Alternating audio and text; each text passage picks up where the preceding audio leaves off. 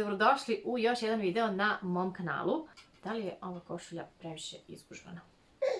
Realno ne mogu sad da je pegla. Je li tako? Kao što znate, ja na ovom kanalu jako mnogo volim da pričam o raznim temama vezanim za roditeljstvo. Tako da je današnji video još jedan video vezan naravno za roditeljstvo i danas sam želela da pričam o stvarima, odnosno želela sam da vam predstavim neke top proizvode koje meni kao mami odgovaraju, koje koristim, koje posjedujem, koje volim, koje imam i sada sa drugom bebom, imala sam i sa prvim detetom i eto prosto neki proizvodi koji su se meni lično pokazali kao baš korisni.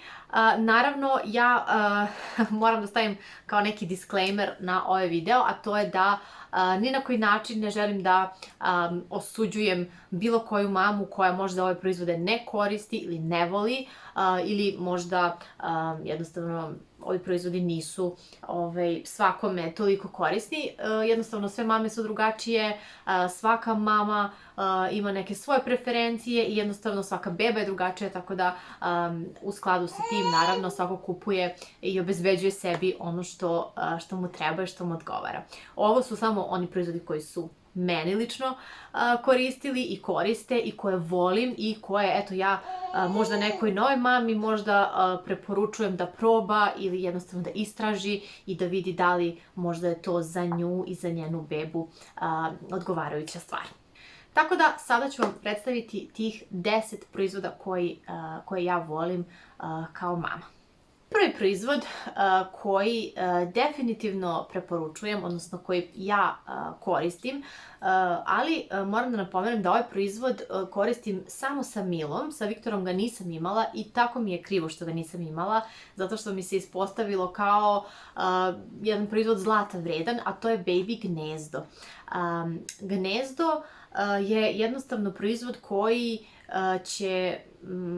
koji je nama mnogo pomogao da možemo sa nekim, da kažemo, opuštenim, sa mirom da stavimo Milu na bilo koju površinu, na bilo koji krevet, kao bebu, da spava i da jednostavno ne brinemo da li će ona sa kreveta pasti ili će se okrenuti, da će se prevrnuti. Prosto Gnezdo štiti bebu, ograđeno je sa svih strana, plus je mekano i udobno i njegova zapravo glavna svrha je da... Mila je ovdje inače sa mnom, kao što vidite, i igra se i pravi mi društvo. Gnezdo također, znači njegova glavna funkcija je da ušuška bebu i da joj ovdje oko glavice, da kažemo, daje taj neki osjećaj kao da je i dalje u majčinoj utrobi jer je pritiska tako tu sa ove gornje strane glavice, a i generalno ušuškana je sa svih strana. Gnezdo nije neophodan proizvod, ali jednostavno nama, odnosno meni, je sa Milom bilo znači, fenomenalan proizvod i jednostavno vi Gnezdo možete napraviti i od najobičnijeg ćebeta ili od onog jastuka za trudnice.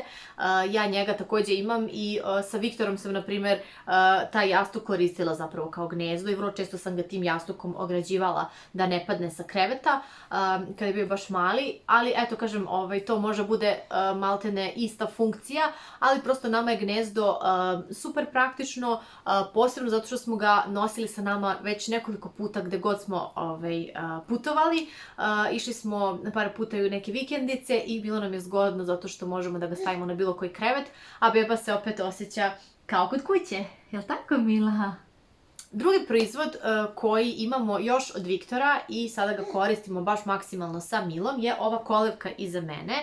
To su one varijante kolevke koje se pripaju uz vaš krevet i onda beba ne spava sa vama u krevetu, ali opet je tu dovoljno blizu, možete da je vidite, da je čujete i jednostavno meni je, na primjer, to jako, da kažem, korisna koristan krevetić, zato što u njega mi stane lepo i gnezdo i Mila spava, kao što vidite, tu pored mene i onda noću vrlo lako čujem i vidim kada je podigla rukice ili nogice i kada traži da je uzmem. Naravno, to takođe nije neophodan proizvod, dovoljna je bilo kakva kolevka ili krevetac, pogotovo što je ova kolevkica se preporučuje do navršenih 6 meseci. Sad, pošto je Mila sitnija beba, ona i dalje spava u toj kolevci. Mi smo ovu kolevku kupili kada je Viktor trebao da se rodi, zato što pravi krevetac koji smo trebali da koristimo je bio moj krevetac kad sam ja bila mala i nije bio spreman, bio je kod majstora koji ga je lakirao i malo, da kažemo, sređivao i dodavao neku fioku i onda nismo prosto imali nijedan drugi krevetić koji bismo koristili, pa smo uzeli ovaj, ali eto, ispostavio se kao vrlo, vrlo praktična stvar koju eto i sada koristimo sa Milom. Sljedeća stvar je krevetac. Svakako, po mom mišljenju, treba imati neki krevetac za bebu. Iako, moram priznati, moj prvi sin je spavao sa nama u krevetu do 3. godine, 3,5 godine, kada je počeo da spava u svom krevetu, tako da mi sa njim taj krevetac maltene nismo ni koristili, osim povremeno za neku dnevnu dremku, ali mi je mnogo drago što ga imamo, jer eto, sada sa Milom ga koristimo, ona preko dana spava u velikom krevetu jer je on u dečjoj sobi, a noću spava u ovoj kolevci zato što je ona pripojena uz naš krevet. Sljedeći proizvod koji je meni bio od ogromne pomoći je pumpica za grudi. Znam da mnoge savjetnice za dojenje ne preporučuju pumpicu za grudi kao neki, da kažemo, obavezan proizvod koji treba nabaviti kada stiže beba. Pre svega zato što mnogima pumpica za grudi jednostavno ne pomaže da se dojenje uspostavi kako treba. Meni je sa obe bebe pumpica bila jako, jako značajna, posebno u onim prvim danima kada mleko nadolazi i kada su grudi baš, da kažemo, nabrekle i pune mleka, a beba, barem moja beba, ni Mila, a ni Viktor, u tom prvom periodu nisu prosto znali kako da se zakače za dojku i meni je bilo potrebno nešto čime ću moći da izmuzem to mleko kako bih održavala laktaciju, odnosno kako bi se laktacija što bolje uspostavila. Tako da je meni pumpica za grudi nešto što definitivno, ako bih imala još jedno dete, svakako bih ponovo imala nju spremnu i to je, da kažem, prosto moje iskustvo, je nešto što bih preporučila možda svakoj mami koja prvi put ima bebu, da prosto ima negde na umu da će možda ta pumpica značiti, odnosno da će možda biti potrebna u nekom momentu. Sljedeća stvar koja meni jako mnogo znači je postolje za preslačenje. Mislim na ono postolje koje stavite na neku komodicu ili na krevet i preslačite bebu. Mi sa Viktorom, kada se Viktor rodio, nismo imali komodicu na kojoj preslačimo bebu, pa smo imali to postolje, onda smo ga premeštali na krevet, na kuhinjski sto, na pod i meni je ono bilo jako korisno.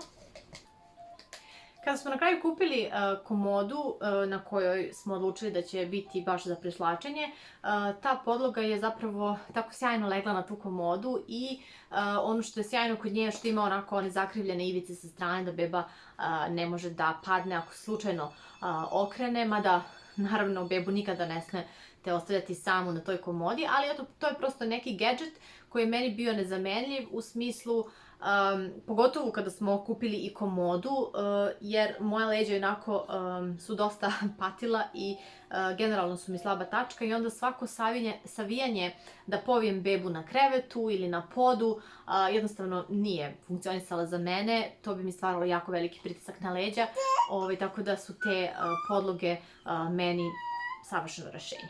Sljedeća stvar koja mi je fenomenalna i koju preporučujem svakoj mami, mada, opet moram da se ogradim, to nije baš za svaku mamu, jednostavno to zavisi od preferencija, je marama za nošenje beba ili nosiljka za nošenje beba. Ja sa Milom sam koristila i maramu, a i sada koristim nosiljku. Ukoliko vam treba ukoliko želite da vidite moj review naše nosiljke koju trenutno koristimo sa Milom, a to je Tula Explore, ja ću linkovati dole video pa možete pogledati da vidite zašto mi obožavamo Tulu i jednostavno to je nosiljka koju definitivno savršen izbor. Međutim, počeli smo sa maramom. Međutim, opet kažem, moram da se ogradim, moj sin Viktor nikako nije volao da se nosi ni u marami, ni u nosiljci, tako da sa njim smo imali i jedno i drugo, ali prosto nije funkcionisalo, on to nije voleo. Jednostavno smetalo mu je da bude, tako da kažemo, ušuškan. On je želeo svoj prostor, želeo da se raširi i jednostavno neke bebe ne vole da se nose. Mila, sva sreća, je okej sa tim, tako da ona je bukvalno od rođenja bila u marami, a sada smo prešli na nosiljku. Ja jednostavno volim taj baby wearing, iako, kažem, ja imam problema sa leđima. Moja leđa su dosta pod pritiskom i dosta su napeta, ali jednostavno ja taj osjećaj bebe tu koju nosim, koja je tu blizu mene, jednostavno obožavam. Pa čak, iako su to neke kraće relacije u pitanju, ja volim da stavim bebu u nosiljku. Sljedeća stvar koja je meni fenomenalna, naravno nije preko potrebna, ali meni je super, je naša torba, odnosno kesa, da kažemo kesa, za pelene koju smo kupili u Ikeji. Ona je meni fenomenalan način da u njoj držimo pelene, pre svega zato što ja ne podnosim one kese ogromne, ona pakovanja pelena u kojima se pelene kupuju. I kada vidim da mi se ta kesa od pelena vuče po sobi, ja poludim. Tako da mi je ta kesa za pelene iz Ikeje bukvalno odlično rešenje za odlaganje pelena, a da onako opet izgleda slatko u sobi i da izgleda onako lepo organizovano i skladno. Sljedeća stvar je hranilica. Naravno, kada beba dođe u neki period kada kreće da jede kašice i kada kreće da jede čvrstu hranu, neophodna vam je neka vrsta hranilice. Ona hranilica koju ja svima preporučujem, koja je najbolja opcija po mom mišljenju, a i verujte mi najjeftinija sigurno na tržištu, je Ikejina hranilica. Mi je imamo sa oba djeteta i ja realno ne vidim razlog da se kupuje neka preskupa hranilica koja će da košta 7 ili 15 ili 10.000 dinara, kada možete da kupite ovu Ikejinu koja košta 2.000 i sasvim je legitimna, ima sve što vam treba, a to je mesto gdje će beba da sedi, mali poslužavnik ispred gdje će da joj stoji hrana, komadići hrane ili kašikica, čaša, šta god, i mislim da je prosto ništa drugo nije potrebno. Mislim da nije potrebno da to bude neka fancy stolica ili fancy hranilica. Naravno, ja poštujem svačiji izbor i svako ima pravo da kupi ono što mu se dopada, ali prosto ovo je rešenje koje će vam biti, znači, super, koliko god novca da imate i koliki god budžet da imate, ako ne želite puno novca da potrošite, ova hranilica je fenomenalna. Sljedeća stvar koja je meni, znači, jedna od najboljih stvari u koje sam uložila neki novac, je također vezana za kašice, odnosno za bebin početak dohrane, odnosno prelazak na čvrstu hranu, je štapni mikser. Ja sam moj štapni mikser kupila još kada je Viktor bio mali i odabrala sam neki Boschov koji je u tom momentu bio na akciji, ali svakako mi je on bolja varijanta za taj početak i za te kašice nego bilo koji blender.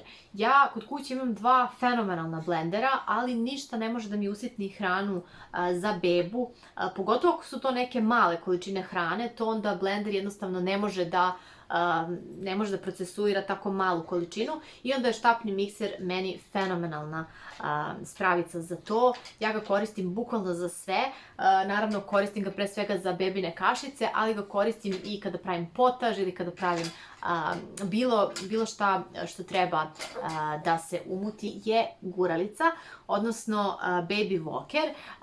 Ja sam, kada je Viktor trebao da prohoda, kada je počeo da se penje uz nameštaj, da stoji, malo istraživala i kupili smo jedan baby walker, to je Vitekov baby walker koji je meni jednostavno ako ću da budem iskrena, našla sam ga kao preporuku kod jedne youtuberke koju ja jako volim i delovao mi je zanimljivo, pogotovo zato što ima onu tablu interaktivnu koja može i da se skine i onda beba može i kad sedi ili kad stoji uz krevet može da se igra sa tom tablom i meni je on bio jako zanimljiv. Bila je malo jača cena, čini mi se da je bio oko 5 ili 6 hiljada, što u stvari možda i nije jača cena, ne znam koliko se generalno kreću cene tih Walkera, ali u principu on mi je, to je bio Viktoru poklon za Novu godinu, pred prvi rođendan i moram da priznam da je to jedna od boljih investicija. Mi i dalje imamo taj Baby Walker i sigurna sam da će ga Mila naslediti. Odličan je zato što je fenomenalna, zato što je idealne visine, zato što beba može lagano da se uhvati za njega, da ga lepo gura, a može, kao što je i Viktor radio, da puže i da ga gura. To je isto jedan metod koji je Viktor koristio. I kažem, ta interaktivna tabla koju on ima je super.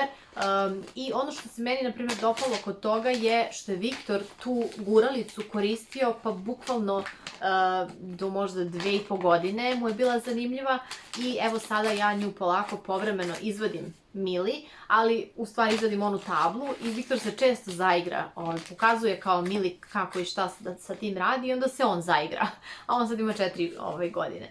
Tako da mislim da je to jedna onako jako dobra stvar, a opet je i vrlo praktična, pogotovo kada beba uči da hoda, da stoji i vrlo je onako motivišuća da beba krene da pravi te prve korake.